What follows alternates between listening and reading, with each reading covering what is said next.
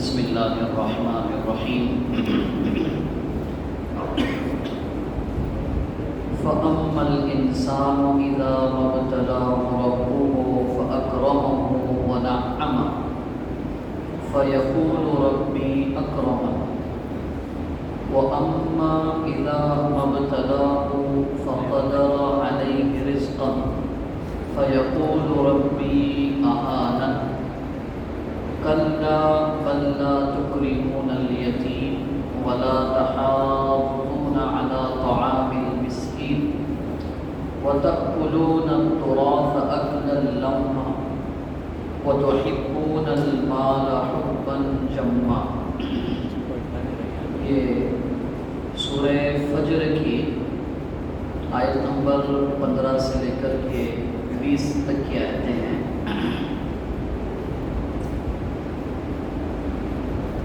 انسان کا یہ حال ہے کہ جب عزت اور نعمت عطا کر کے اس کا رب اسے آزماتا ہے تو وہ خوش ہو کر کہتا ہے کہ میرے رب نے مجھے عزت دی، اور جب اس کی روزی تنگ کر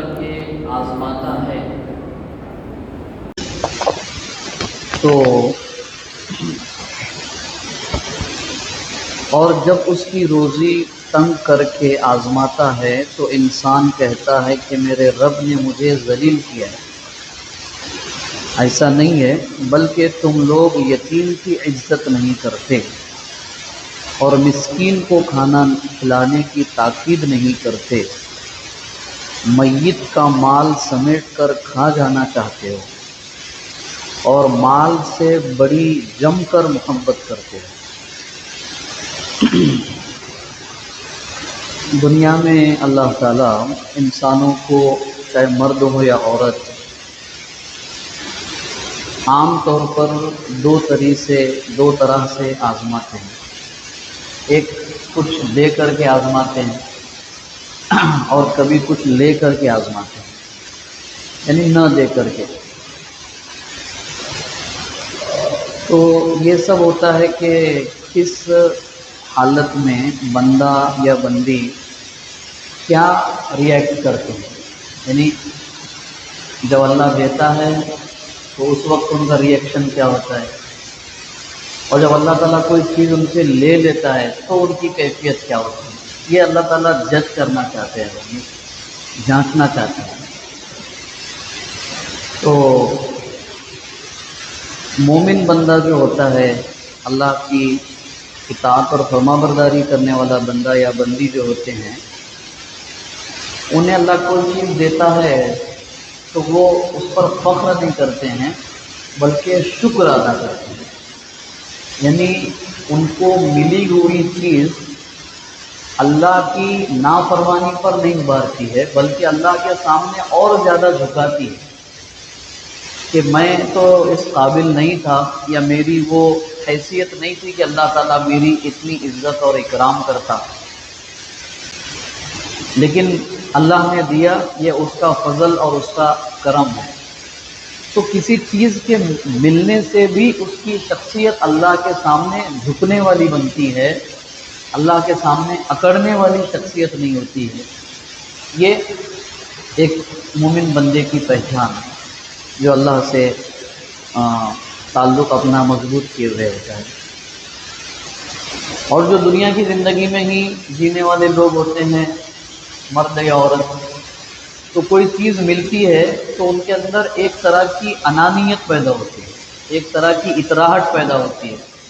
جیسے قارون کو اللہ تعالیٰ نے مثال کے طور پہ بیان کیا، یہ میرے اپنے ٹیلنٹ اور میرے اپنے اسٹرگل کی وجہ سے ملا ہے۔ بہت سارے لوگ کہتے ہیں کیا بہت کم وقت میں بہت اوپر چلے گئے آپ، تو بولے وہ اپنے ٹیلنٹ اور اپنے اسٹرگل کا نتیجہ۔ تو یہ جو ٹیلنٹ ہے، جو دماغ جو پراپر فنکشن کر رہا ہے، ورک کر رہا ہے، اس کو اللہ تعالیٰ تھوڑا سا ڈھیلا کر دے تو کیا ہو جائے گا؟ کپڑا کتنا پہننا ہے یہ بھی بھان نہیں رہے گا، کمانا نہیں کمانا تو اور آگے کی بات ہو گئی، کہاں بیٹھنا ہے کہاں نہیں بیٹھنا ہے یہ بھی نہیں سمجھ میں آئے گا۔ اور نمونے بھی رکھا ہے اللہ تعالیٰ نے، مثال بھی رکھا ہے ہمارے لیے۔ اب وہ پتہ نہیں یہ انل امبانی اور مکیش امبانی کے درمیان میں جو فرق لوگ بیان کر رہے ہیں، ایک آدمی ریچسٹ مین بن گیا ایک بھائی، اور ایک جو ہے وہ قرض میں ڈوبتے ڈوبتے ایک عام انسان کی حیثیت جی رہا ہے وہ۔ تو یہ بتا رہے اللہ تعالیٰ، اسی کو بتا رہے، وہ انل امبانی کو ہی بتا رہے کہ ہم دیکھو مکیش کے لیول پہ بھی لا سکتے ہیں، اور باقی ان کی طرف جو حسرت کی نظر سے دیکھ رہے ہیں، اللہ تعالیٰ دونوں کو بتا رہے ہیں، ایک بھائی کو دیکھو اور دوسرے کو بھی دیکھو۔ یہ ان کے ٹیلنٹ اور ان کے اسٹرگل کا معاملہ نہیں ہے، وہ ہماری تقسیم کا معاملہ ہے اصل میں۔ ہم نے کسی کو دیا ہے، کسی کو نہیں دیا ہے، اور کیوں نہیں دیا ہے، کہ کیوں دیا ہے وہ قیامت کے دن تمہیں پتہ چل جائے گا۔ تو ملنے پر اطراحٹ آ جاتی ہے بندے اور بندی کے اندر، اور اللہ تعالیٰ اگر کوئی چیز لے لے تو اللہ کے بارے میں شکوہ شکایت کرتا ہے۔ عجیب، اللہ نے ربی اہانن، میرے رب نے میری انسلٹ کی، مجھے نہیں دیا، میرے رب نے میری انسلٹ کی۔ اہانن، میرے رب نے میری توہین کی، مجھے ذلیل کر دیا، یعنی اللہ پر بلیم کرتا ہے۔ کون؟ آگے بتا رہے ہیں وہ کون لوگ ہوتے ہیں جو ملنے پر اتراتے ہیں اور نہ ملنے پر جزا فضا کرتے ہیں، شکوہ شکایت کرتے ہیں۔ کون لوگ ہوتے ہیں؟ اصل وہ لوگ ہوتے ہیں جو اپنے سے نیچے کے لوگوں کی کبھی عزت اور تعظیم نہیں کرتے ہیں۔ یتیم کا جو لفظ ہے نا، وہ ایک سمبولک ورڈ ہے، یعنی پرٹیکولر یتیم تو اس میں شامل ہے ہی، یعنی اس کی حیثیت سے جو نیچے ہوتے ہیں ان کی کبھی عزت نہیں کرتے ہیں۔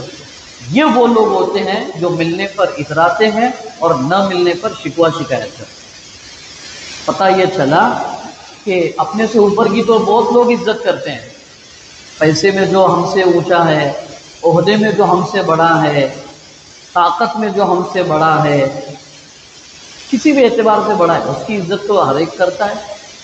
اسی لیے رسول اکرم صلی اللہ علیہ وسلم کی سیرت میں یہ بات لکھی ہے، کبھی آپ راستے سے گزرتے تو آپ ایسا کبھی نہیں ہوتا کہ کوئی چھوٹے بچے کھیل رہے ہوتے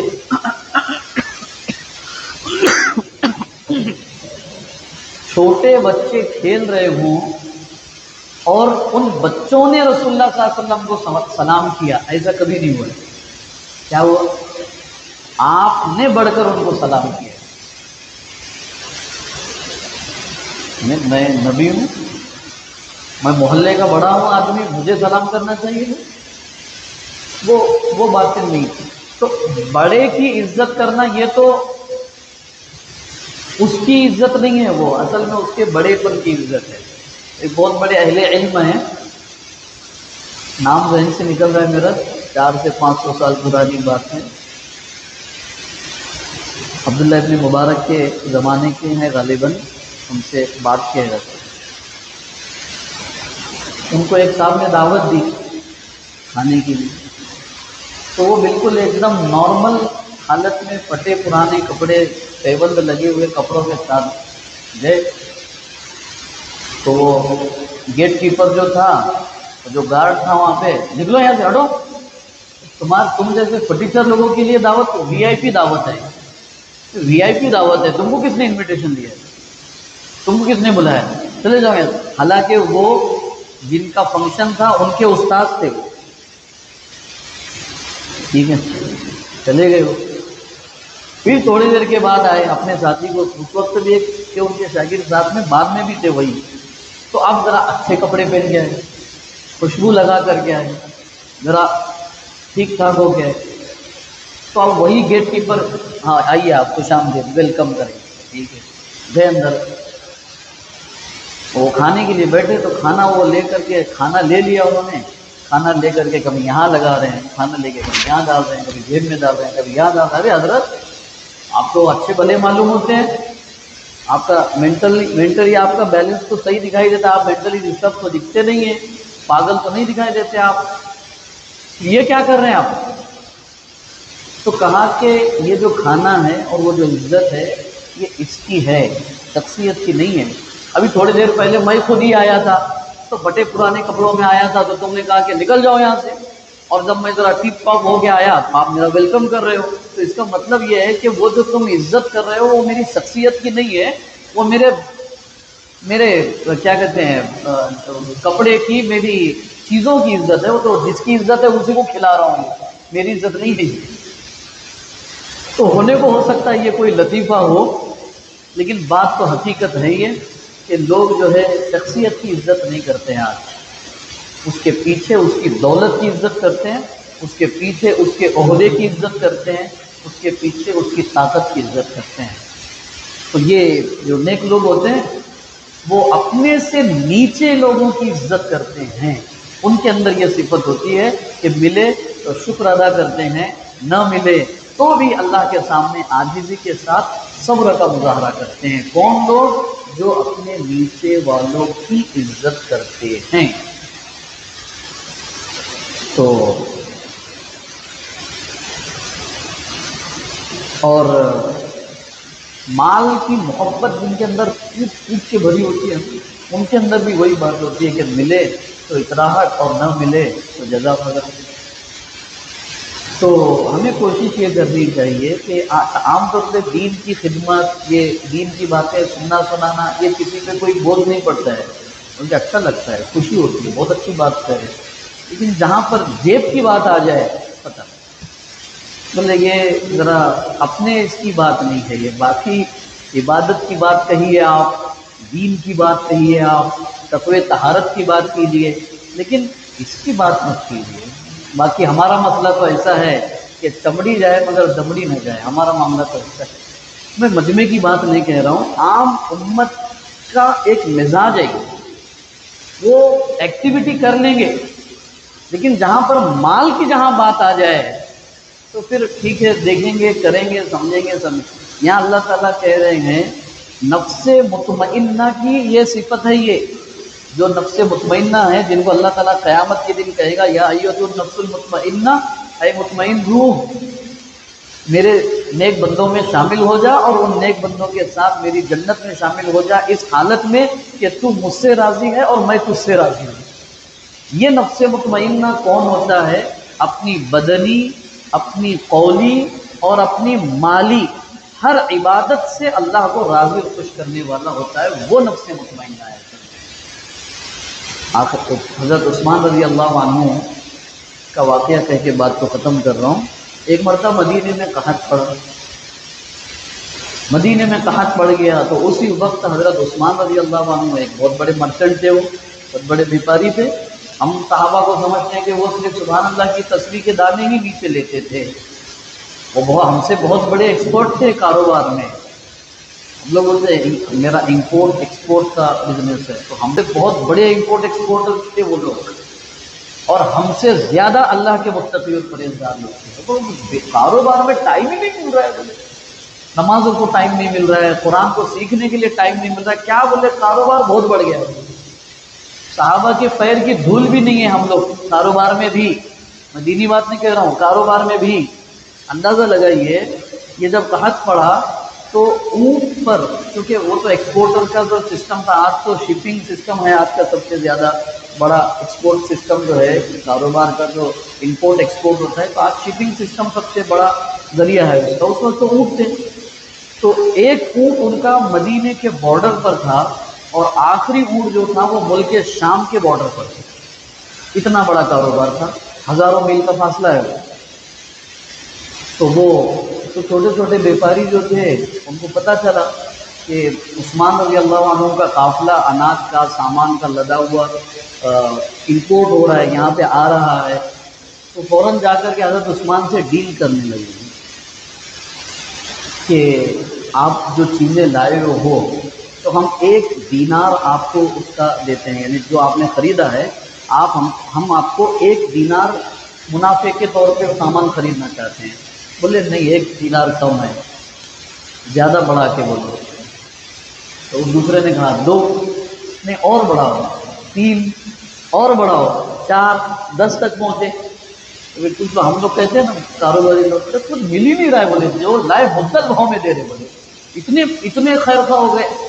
اور اپنے آپ دیکھتے ہی مدل دے رہے، مولانا مدل دے رہے آپ کو، بولے یعنی کچھ منافع ہی نہیں ہے، ایسا ہوتا ہی نہیں ہے۔ اللہ کے رسول صلی اللہ علیہ وسلم نے فرمایا اللہ تعالیٰ قیامت کے دن اس کاروباری، اس بزنس مین کو اپنے نظر کے سامنے بھی آنے نہیں دیں گے جو جھوٹی قسم کھا کے اپنا سامان بیچتا ہے، جو ہے جیسے بیچتے منافع کم ملے گا، جھوٹی قسم، کچھ خدا کی قسم کھا کے بولے کچھ مل ہی نہیں رہا ہے، بولے اس میں عجیب بات، کیوں خواہ یعنی اپنی رزق کو بھی ہم مشکوک کرتے ہیں اور اللہ کی نظر سے بھی گر جاتے ہیں۔ تو بولے اب اس سے بڑھا کے تو ہم کوئی دے ہی نہیں سکتے ہیں۔ تو حضرت عثمان کہہ رہے ہیں کہ ایک نے مجھ سے وعدہ کیا ہے کہ ایک بوری کے پیچھے 700 دینار دے گا مجھے۔ ایسا کون سا آدمی ہے؟ ایسا کون سا مرکنٹ آ گیا مدینے میں؟ جو کچھ ہے وہ ہم لوگ ہیں، ایسا کون نیا آ گیا؟ ایک بوری کے پیچھے 700 بول رہا ہے؟ تو کہا کہ اللہ کی ذات ہے۔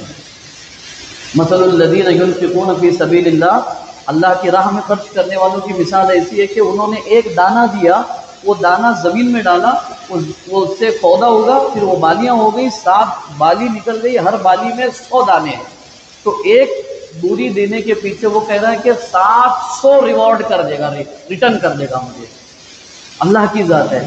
اور تم سب لوگ گواہ رہو، میں نے یہ پورے قافلے کا مال اللہ کے لیے، اللہ کے بندوں پر وقف کر دیا، خرچ کر دیا، اس لیے جا کر کے غنی کا لفظ ملا ہے۔ ہم چاہتے ہیں لوگ ہم کو بھی غنی بولے، اور اللہ کے لیے ہمارے جیب سے کیا نکلتا ہے وہ ہم جانتے ہیں۔ اور اسی لیے اللہ کے رسول صلی اللہ علیہ وسلم نے فرمایا، عثمان اس وقت فرمایا، یہ اس معاملے میں جو تم نے امت پر جو کیا کہتے ہیں مہربانی کی ہے، اس کا بدلہ تم اللہ سے لے لینا، میں اور یہ لوگ نہیں چکا سکتے۔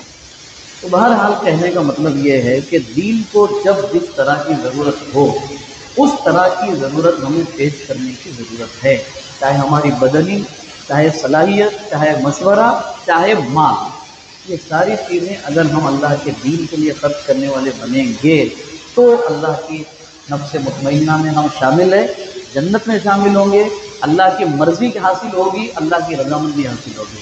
اللہ کرے آپ کو مجھے اپنی طاقت اور صلاحیت کے مطابق دین کی خدمت کرنے کی اللہ تعالیٰ توفیق عطا فرمائے۔ سبحان اللہ بحمدہ، سبحانک اللہم و بحمدک، اشہد ان لا الہ الا انت، استغفرک و اتوب الیک۔